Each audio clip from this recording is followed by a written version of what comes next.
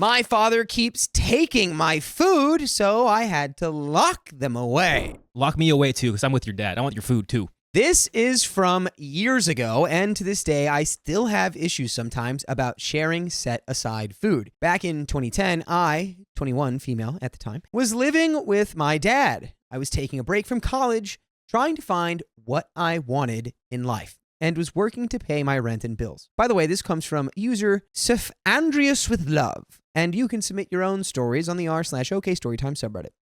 My dad and I had come to an agreement that if I wasn't a full-time student, I needed to pay rent of $500 a month, help with chores around the house, and pay for anything extra I wanted like cell phone, car payment, insurance, groceries, or eating out. Seemed fair, and with the job I had, I was able to pay for all of that and had a little bit of extra money to squirrel away each month. Most of the time, my dad and I got along, but when we didn't, oh, the gates of Tartarus, they were wide open.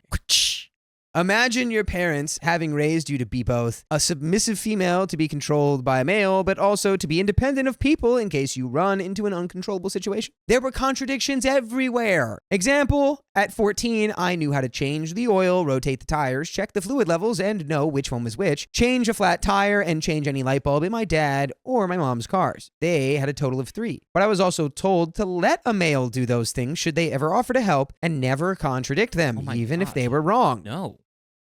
Boo. What? Boo. Boo. Look, I can honestly say for me, a woman who would know how to work on a car. Kind of hot. Hot.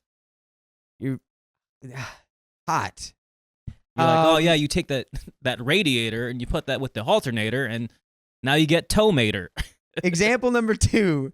My parents grew up in Boy Scouts and Girl Scouts, and thus I was shown and trained to know how to MacGyver any situation. Made situations interesting when things randomly broke or needed improvisation. However, should a male come into a scene and show the confidence they know how to fix the situation better, I needed to keep my mouth shut and never second guess them. You get the idea. Ew. I had set myself up in my dad's house to take care of my own space and help out around the house when things needed tidying up. However, I had recently been pushing back at his idea of me needing to have a curfew. I was fine letting him know where I was, but I wanted to have some space sometimes and wanted to have a bit more freedom. By the way, my curfew was 9:30 p.m. weekdays and 10 p.m. weekends. I was trained as a kid to be places 15 minutes early. If you aren't 15 minutes early, you might as well be 15 minutes late. I had mild anxiety issues when we weren't 15 minutes early to places. Timekeeping was not a weak point. So back to the main plot line. On occasion, I had friends who liked to eat out, and I would often bring home leftovers and label the boxes when I got home. So-and-so's food, please don't eat me. I'd doodle a smiley face on the box too sometimes. Too often, after putting the food in the fridge and getting to bed, I'd wake up the next morning to eat my leftovers for breakfast or take with me to work for lunch, and the box would be devoured. Well, the contents, not the literal box. Can you imagine the box?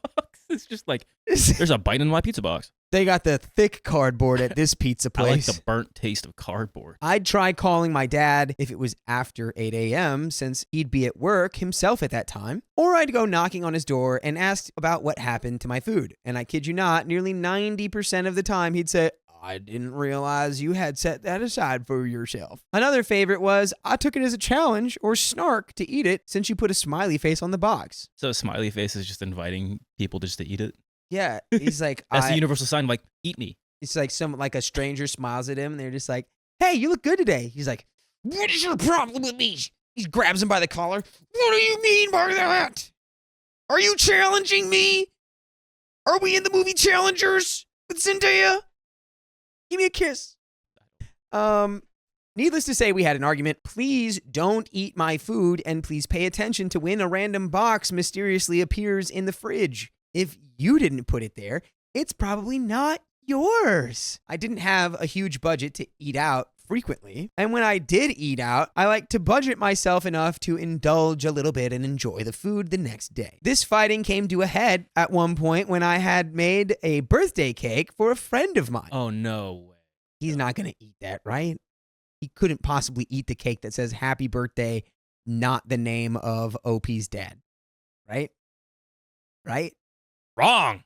I like to bake, and I'm pretty good at it. I didn't have a lot of bakery tools like piping bags or tips or anything fancy, but I knew how to bake a cake, frost it nicely, and present it with decent lettering for my friend. I had mentioned to my dad I was going to make a birthday cake for her, and I wanted to keep it in the spare fridge in the garage overnight. I was going to surprise her after I got done with my work shift. He nodded his head and asked if he could have a slice after the party. I said sure. I said I'd save him a small slice. It wasn't my best creation of a red velvet cake, but it tasted good, and the presentation was good. It's the thought that counts. It's the thought that counts. Come on. I really wish that I had a phone at the time that I could have taken a picture with. I wrote on top, "Happy birthday," and my friend's name in red lettering on the whipped cream topping, and had the 3-layered cake with cream cheese frosting put into the fridge. The next day, I went to work, had a normal day, went home, showered, and had set up a meetup time with my friend and a few other close friends. When I was ready to go and went into the fridge to grab the cake, my stomach knotted up. There was a slice about 1/4 of the size of the cake missing. 1/4? A quarter of the cake. I'm out of here. I don't want to be here anymore. Like, you serious? I'm going to just go find his expensive colognes or whatever. I'm going to take them into my room, and I'm just going to spray my whole closet with that until half of that bottle's gone. And then when he goes, "What happened?" I'll be like, "I don't know. I just took half of it because I felt like it was a challenge. You were just putting them right there." All right, I want to see what the dad says. Yeah. Oh, this cake? I thought it was the other cake. Oh, I thought it was the other cake. My dad hadn't gotten home from work yet, so I called him and asked him what happened to the cake. He responded, "I thought you had the party already, and I wanted to have a small piece before it had gotten eaten."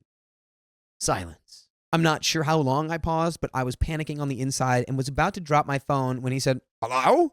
in a slightly annoyed voice. I ended up crying in sheer frustration and told him, "I told you what my plan was. I told you the party was going to be after my work shift. Did you eat the cake for your breakfast? Or for a midnight snack? Why would you think I was going to have a birthday party midday when we all have jobs or college classes during the day?" Yeah, why'd you eat my butt?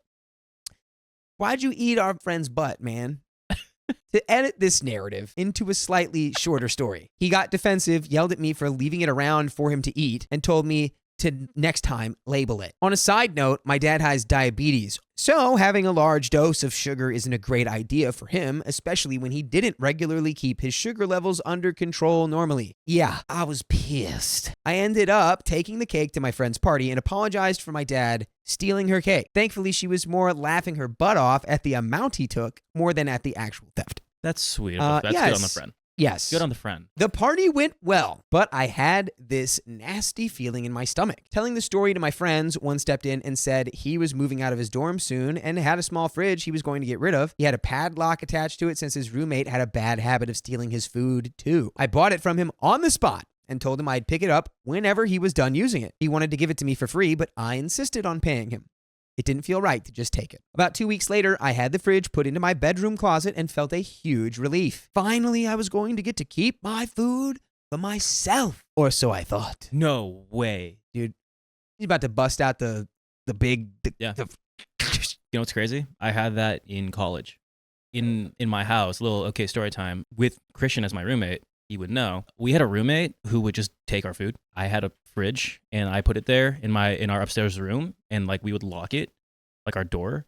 And I had the fun drinks in that fridge so he doesn't take it, because one, it's ours and not for him or like for myself. We left for spring break for a couple days. We come back and we locked our door to our room. The door is like busted. Dude. Busted the door. Like we're like, we can't open our door. It's like locked, and like the door handle's like loosey goosey, but it's like still locked. And we're like, we didn't leave it like this. We're like, so what happened? He's like, I didn't do that. Like, you sure about that? You were the only one who was here. You mean the ghost? You mean to tell me the ghost came here and tried to do that? It's the ghost that did this in the room with us now. And he was like, no. So he's like, I think my friend tried to go in there, and I think he knew you had like fun drinks in your fridge, and he really wanted something, and like. I think he wanted that. I was like, just own up to it and pay for the... Did you do this? Oh, God. Oh, P.U. That lie stinks, man. Oh, my God. I stared at him. I was like, no. You're paying for the broken lock, and you're never getting whatever was in my fridge. Yeah. It wasn't even anything crazy. Boys will be boys. So I managed to keep the fridge hidden for about 3 months. before my dad did a random room check and found my fridge in my closet. Why is he checking your room? I don't know. You're 21. What is he doing? What is this, like a RA? Yeah, this is crazy. Random room check. I didn't know he was doing inspections in my room. I thought he respected my space. We had people live in the house before paying rent and so forth. And to my knowledge, he never did room inspections with them. Anyways, I guess he noticed I wasn't leaving treats in the fridge anymore and decided to snoop. And boy, howdy, did he get mad. My dad normally keeps his cool, but when he gets into a volcano-style rage, you're done. I came home from work to my fridge being in the middle of the road in front of the house, banged up, and what looked like a saw had been taken to the padlock. Some words were said, tempers had flared, and I ended up throwing away my fridge since it was no longer working. Less than 6 months later, I had given my dad a 30-day notice. I was vacating the property, and I would no longer be paying rent. Good. Excellent. He thought I was joking. I had set aside enough money to get my own apartment, worked extra hours, gotten a small promotion and pay increase, and was ready to be on my own. Yes! But you never have to be on your own, because you can listen to full episodes with stories like this on iHeartRadio, on Spotify, and wherever you listen to podcasts. Just search OK Storytime, and you can find.